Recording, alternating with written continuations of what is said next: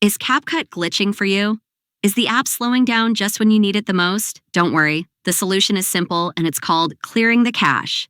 In this video, I'll show you step by step how to clear the cache files in CapCut and speed up the app without losing any of your projects.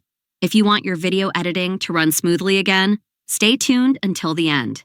But before we get into the process, if you're new to my channel, make sure to subscribe and turn on the notification bell so you never miss any of the tutorials I upload.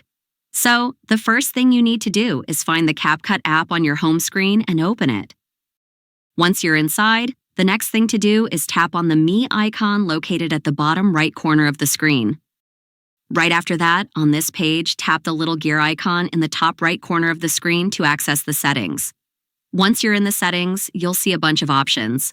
Scroll down a bit and find the Clear Cache option. When you find it, tap on it. A pop-up window will immediately appear, letting you know that clearing the cache will not delete your drafts, so all the projects you're currently working on will not be affected. Only other temporary files that may have piled up and caused issues in the app will be deleted. Your projects will stay safe. Now tap the Confirm button to confirm the decision, and the cache will be cleared. This simple action often fixes glitches, slow performance, and strange behavior in the app. And that's it for this short video. I hope you found it helpful. If you did, don't forget to leave a like, share the video with your friends, and subscribe to my channel for more tutorials like this one. Thanks so much for watching, and I'll see you very soon in my next video.